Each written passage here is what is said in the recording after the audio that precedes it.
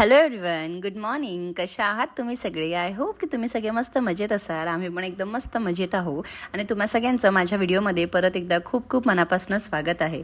जसं की तुम्ही प्रिव्हियस व्लॉगमध्ये बघितलं असेल की माझे मम्मी पप्पा अव्यूच्या वाढदिवसासाठी आले आहे आणि आता ते 8 दिवस इथे आमच्याबरोबरच राहणार आहे आणि म्हणून मी खूप आनंदी आहे.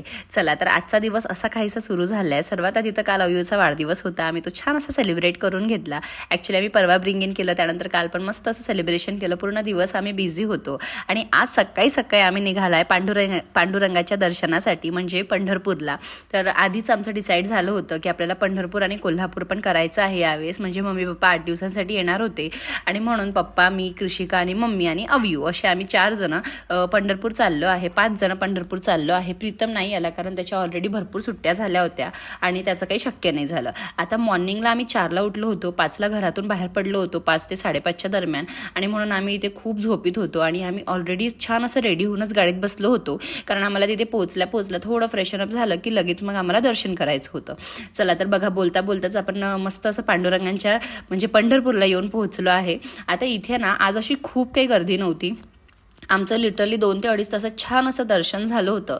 मी पहिल्यांदा पंढरपूरला आली आहे आणि मी खूप एक्सायटेड होती कारण मी खूप ऐकलं होतं. स्पेशली आई मला नेहमी बोलायची की फक्त पंढरपूर असं आहे जिथे तुम्ही पांडुरंगाचं दर्शन एकदम त्याच्या पायाशी जाऊन करू शकता. म्हणून मी खूप एक्सायटेड होती नेहमीपासून की मला पण पंढरपूर कधीतरी जायचं आहे आणि योगायोगाने मला माझ्या मम्मी पप्पाबरोबर तिथे जायचा चान्स मिळाला आणि या गोष्टीसाठी मी खूप खूप ग्रेटफुल आहे आणि पांडुरंगाला खूप खूप थँक्यू म्हणते. चला तर आम्ही इथे पोहोचलो आहे आणि आम्ही ऑलरेडी ड्रायव्हर केला होता, म्हणजे गाडी केली होती, त्यामुळे त्यांनी आम्हाला तिथे सोडलं. त्यानंतर आम्ही तिथे थोडंफार लोकांना विचारलं कुठून जायचं, कसं जायचं, कारण मम्मी पप्पा पण पहिल्यांदाच इथे आले होते आणि मी सुद्धा पहिल्यांदा आली होती. म्हणजे आम्ही सगळेच इथे पहिल्यांदा आलो होतो. आता इथे आल्या ना आम्ही सगळ्यात आधी काहीतरी धर्मशाळा किंवा एखादी रूम बघत होतो कारण आम्हाला फ्रेशन अप व्हायचं होतं, वॉशरूम वगैरे जायचं होतं.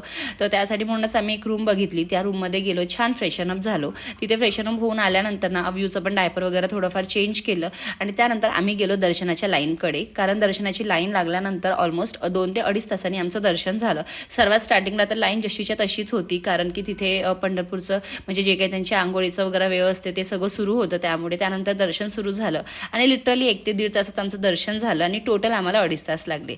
आणि माझं मन इतकं प्रसन्न झालं कारण खरंच आपण तिथे एकदम त्यांच्या पायावर डोकं ठेवून दर्शन घेऊ शकतो. आणि मी पहिल्यांदा असं कोणतं तीर्थस्थान बघितलं होतं जिथे आपण त्यांच्या पायावर आपलं डोकं ठेवून दर्शन करू शकतो. विठ्ठल रुक्मिणी नेहमीपासनं माझ्या मनात आहे, मला खूप आवडतं त्यांचं दर्शन घ्यायला नेहमीपासनं. पण हे स्पेशल तीर्थस्थान आहे, याची पण एक वेगळी स्टोरी आहे. मला एक्झॅक्ट असं काही माहीत नाही, म्हणून मी थोडंफार तुम्हाला वरच्यावरच सांगते की नक्कीच तुम्ही इथे या, एकदा व्हिजिट करा, खूप छान वाटेल. आणि मी स्पेशली ग्रेटफुल होती की त्यांच्या दर्शनासाठी मी माझ्या मम्मी पप्पा बरोबर आली. प्रीतम पण आमच्या बरोबर असताना मला खूप छान वाटलं असतं, पण अनफॉर्च्युनेटली त्याची तब्येत पण खराब होती आणि त्याचबरोबर त्याच्या सुट्ट्या पण शक्य नव्हत्या आणि म्हणून तो आमच्याबरोबर नाही आला. चला असो, त्यानंतर आम्ही छान असं दर्शन केलं आणि त्यानंतर आम्ही आलो चंद्रभागा नदीकडे. ही नदी पण मी पुस्तकांमध्येच ऐकली होती, इथे मी कधीच आली नव्हती. म्हणजे पंढरपूरच नाही आली म्हणून इथे येण्याचा पण प्रश्न नव्हता.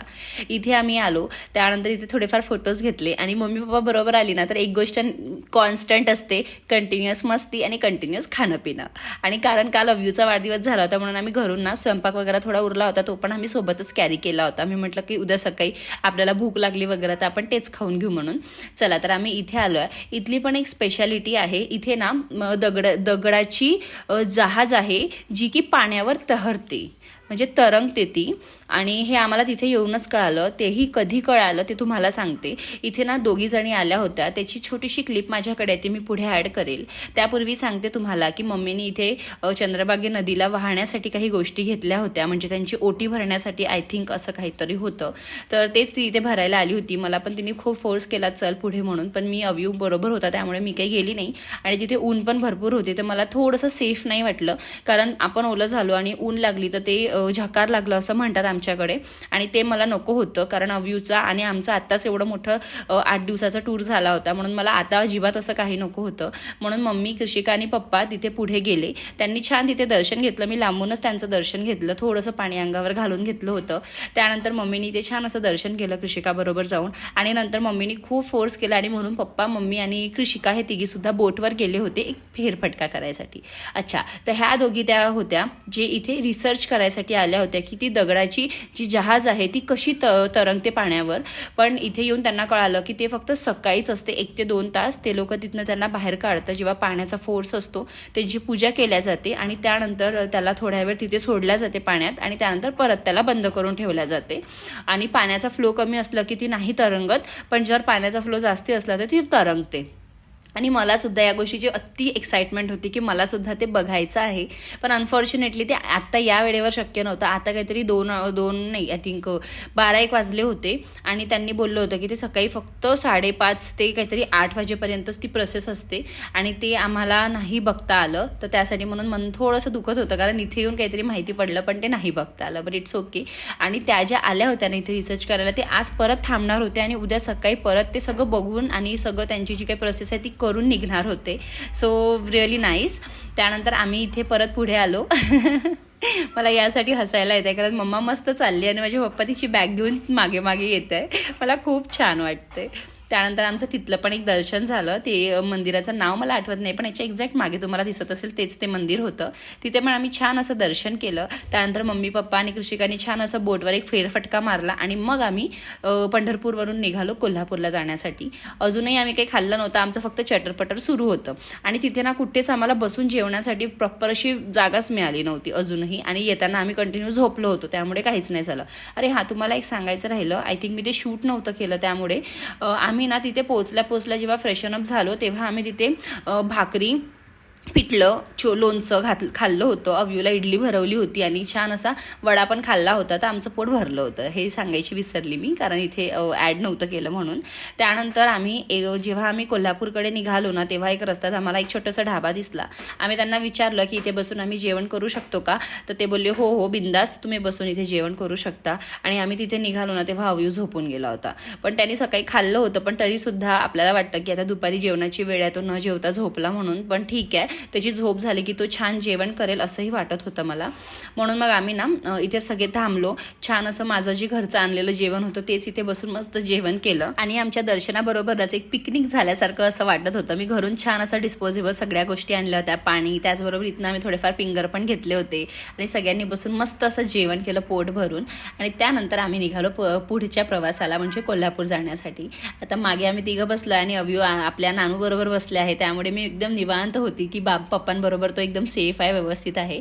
त्यानंतर बाहेर असा काहीसा वेदर होता. खूप अशी ऊन नव्हती, कारण आम्ही गाडीत होतो त्यामुळे आम्हाला शायद जाणवली पण नसेल. पण हां, आज ना माझं एक चुकलं. आम्ही सगळे मस्त झोपलो होतो आणि मी विंडो ओपन ठेवली होती, त्यामुळे ती हवा आणि ती ऊन जेव्हा लागत होती ना फेसवर, त्यामुळे खूप मला टॅनिंग झाली होती. पण तिथे पोहोचण्यापूर्वीचा हा व्ह्यू तुम्ही एन्जॉय करा.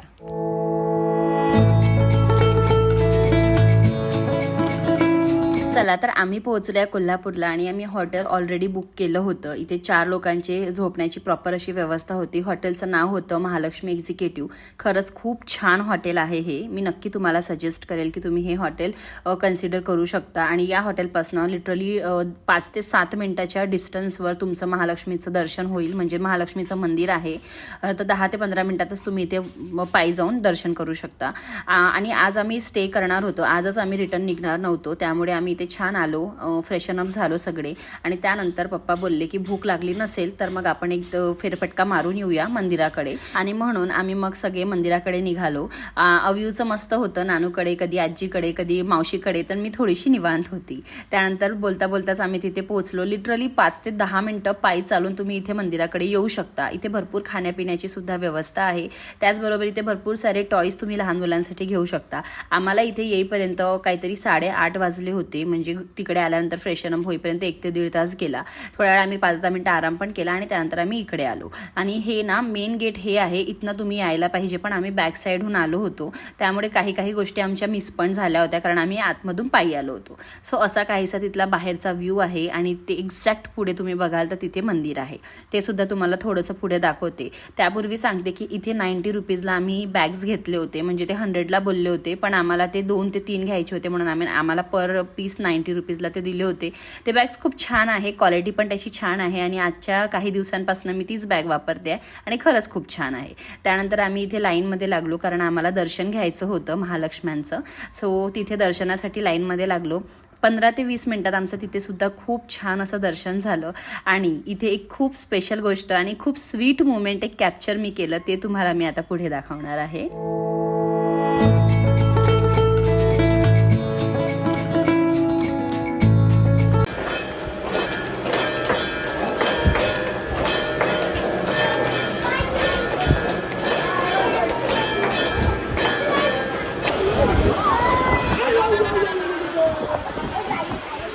चला तर आमचं इथे खूप छान मनासारखं असं दर्शन झालं. आणि त्यानंतर आम्ही बाहेर पडलो. तिथे फोटोग्राफी जास्ती काही अलाउड नव्हती पुढे जाऊन, म्हणून मी तिथलं काहीच शूट नाही करू शकली. पण हां, इथे सुद्धा तुम्ही नक्की दर्शनाला या, खूप मन प्रसन्न होईल, खूप छान वाटते. अव्यू पण खूप आनंदी होता, त्याची खूप छान अशी झोप पण झाली होती त्यामुळे सुद्धा. आणि इथे येण्यापूर्वी ना मी त्याला डोसा पण भरवला होता, त्यामुळे तो डोसा खाऊन वगैरे हॅपी होता, त्याला टेस्ट पण आवडला होता. आणि आज त्याने प्रॉपर असं जेवण केलं, म्हणजे खाल्लं, पोट भरून खाल्लं, त्यामुळे मला खूप छान वाटत होतं. कारण जेव्हा आपलं बाळ पोटभर जेवण करून असतं ना, तर आपल्याला तर स्ट्रेस नसतो की त्याने खाल्लं नाहीये. त्यामुळे मी पण खूप आनंदी होती आणि मी तर लिटरली नाचत होती. आणि मी अव्यूला पण म्हणत होती की अव्यू तू पण डान्स कर, आपण मस्त दर्शन केलं आहे. दुपारची पण मस्त झोप झाली होती, कारण गाडीमध्ये आम्ही सगळे मस्त झोपलो होतो. त्यानंतर आता काहीतरी 9-9:30 वाजले होते आणि जिथनं आम्ही डोसा आणला ना, तिथला तुम्हाला एक व्ह्यू दाखवते. आमच्या हॉटेलपासून लिटरली 100 मीटर डिस्टन्सवर इतकी छान खाऊ गल्ली आम्हाला मिळाली की आज जेवण न करायचं आम्ही ठरवलं आणि या खाऊ गल्लीमध्ये आम्ही आलो. आणि या खाऊ गल्लीमधनं आम्ही 5 ते 6 आयटम्स पॅक करून घेतले आणि आम्ही डिसाईड केलं की आपण हॉटेलवर जाऊन मस्त बसून असं प्रॉपर आपली पार्टी करायची. तिथनं आम्ही हे सगळ्या वस्तू घेऊन आलो होतो आणि सगळंच टेस्टला खूप छान होतं. त्यात पावभाजी, डोसा, मसाला पापड, पनीर रोल, त्यानंतर दाबेली, आम्ही खूप काही काही घेऊन आलो होतो. मंचुरियन सुद्धा आणले होते आणि हे सगळं खाऊन आम्ही सगळे मस्त प्रसन्न झालो होतो, कारण जेवण तर आपण नेहमीच करतो. आणि मला स्पेशली छान वाटत होतं, कारण मी मम्मी पप्पा बरोबर मस्त बसली होती, खात होती, त्यांच्याबरोबर टाइम स्पेंड करत होती. अव्यू पण माझ्या जवळ होता आणि मला खूप छान वाटत होतं. बट बॅक ऑफ माइंडमध्ये सुरू होतं की प्रीतम कसा असेल, कारण त्याची तब्येत पण खराब होती, पण आता मम्मी पप्पा बरोबर यायचं पण होतं. सो असं त्यानंतर आम्ही दुसऱ्या दिवशी सकाळी सुटलो, 8 वाजता वगैरे उठलो. त्यानंतर 1 तासात सगळे छान रेडी झालो आणि मग आम्ही गेलो परत दर्शनासाठी, कारण काल आम्ही फक्त असंच वर्षावर दर्शन करून आलो होतो. पण आज मला आणि मम्मीला दोघांना सुद्धा तिथे ओटी भरून घ्यायची होती. तर म्हणून आम्ही आज छान रेडी झालो होतो आणि परत आम्ही आमच्या नॉर्मल रूटने निघालो 10 मिनिटावाल्या. 5 ते 10 मिनिटात आम्ही तिथे पोहोचलो. आणि असा काहीसा आज मी मेकअप केला होता आणि मलाच मी आज खूप आवडत होती. हा ड्रेस पण मला माझ्या मम्माने घेऊन दिलेला आहे आणि तो मला खूप आवडतो. आणि मी आणि अव्यूनी आज ट्विनिंग केली होती, म्हणून मी खूप आनंदी होती. आणि अव्यूची पण रात्री छान परत झोप झाली होती, त्यामुळे तो पण आनंदी होता. आणि अव्यूचं खूप मस्त झालंय, कधी नानूकडे, कधी नानीकडे, कधी मावशीकडे, त्यामुळे मला असं त्याला खूप पकडायचं स्ट्रेस पण राहत नाही.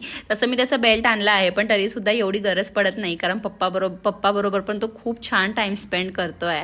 आणि कृषिका असल्यामुळे मला एवढा काही स्ट्रेस पण राहत नाही, कारण तसंही मावशी ही दुसरी आईच असते, त्यामुळे आईला कधी स्ट्रेस नसते जेव्हा तिच्याबरोबर तिची बहीण किंवा मावशी असते. त्यानंतर मी ही छान अशी ओटी घेतली होती देवबाप्पासाठी, म्हणजे महालक्ष्मींसाठी. आणि माझं ना पर्स्पेक्टिव्ह एक होता की मी नेलेली साडी त्यांना नेसवली पाहिजे, अशी माझी खूप मनापासून इच्छा होती. पण आय डोंट नो ते पुढे नेसवतील की नाही नेसवतील, पण माझी खरंच खूप इच्छा आहे की ती साडी त्यांनी देवीला नेसवली पाहिजे. चला असो. त्यानंतर आम्ही तिथे आजूबाजूला आणखी पण छान छान म्हणजे मंदिरं केले होते, ते पण आम्ही छान तिथे दर्शन वगैरे करून घेतलं.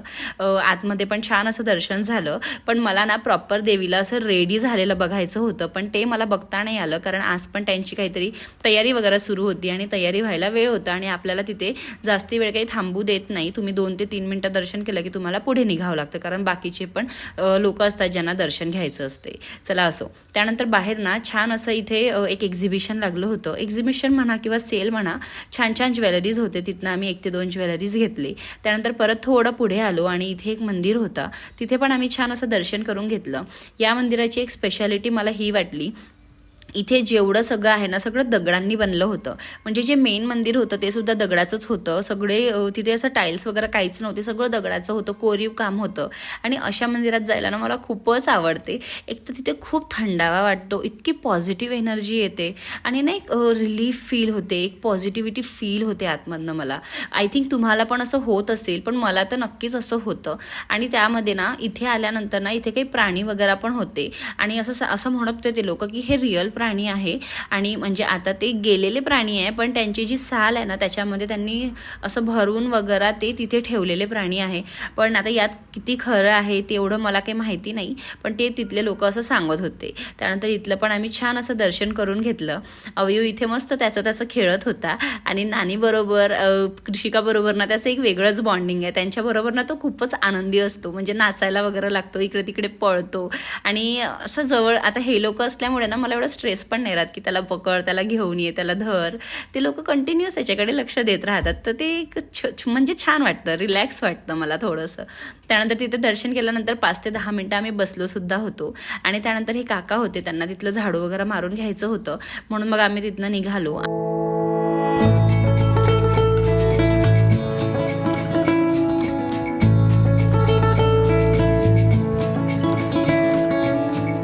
चला तर आमचं इथलं सुद्धा दर्शन खूप छान झालं होतं आणि आता आम्हाला होतं चेकआउट करायची वेळ, म्हणून आम्ही हॉटेलमध्ये आलो. म्हणजे आम्ही ऑलरेडी चेकआउट केलं होतं, बॅग्स वगैरे आम्ही रिसेप्शनवर ठेवलं होतं आणि त्यांना सांगितलं होतं की आम्ही तिथनं आलो की बॅग्स वगैरे घेऊन निघू. आणि त्यानंतर आम्ही दादांना पण सांगितलं होतं, जे आमचे ड्रायव्हर दादा होते त्यांना, की आम्ही एवढ्या वाजता येणार आहे, तर त्यांनी पण आम्हाला वेळेतच पिक केलं आणि त्यानंतर आम्ही पुढे निघालो. आता इथे एक आमचं काय चुकलं की तिथे जे महालक्ष्म्यांचं मंदिर होतं ना, तिथे महालक्ष्मीच्या मंदिराच्या एक्झॅक्ट अपोजिट साईडला ना एक नदी होती, बोलले दादा सांगत होता, लेक होता आणि तो लेकचा व्ह्यू खूप सुंदर होता. त्यांनी आम्हाला तिथले फोटोज आणि व्हिडिओज पण आजच्या आणि काल रात्रीचे दाखवले, पण ते आम्हाला तिथलं काहीच आयडिया नव्हतं की तिथे असं काही आहे. नाहीतर आम्ही नक्कीच तिथे व्हिजिट केली असती, कारण आम्हाला तसंही फिरायला आवडतंच आणि थोडा वेळ पण होता आमच्याकडे, खूप असा वेळ झाला नव्हता, तर आम्ही नक्कीच तिथे गेलो असतो.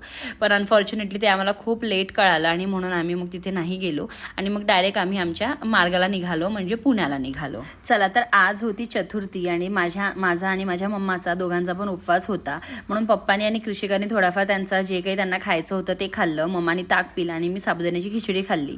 माहिती नाही का, पण आजकाल ना मला साबुदाण्याची खिचडी जमतच नाही आहे खायला, कारण 2दा मी बाहेरूनच खाल्ली आहे, म्हणजे बाहेर जे काही विकत मिळते तिथे, आणि ते लोक आलू घालत नाही आणि जर आलू नाही घातलं ना मला साबुदाण्याची खिचडी अजिबात आवडत नाही. चला तुम्ही सर्वात पहिले ना हा स्पेशल मोमेंट एन्जॉय करा की अवयू इथे कसं करतो आहे गाड्यांना बघून.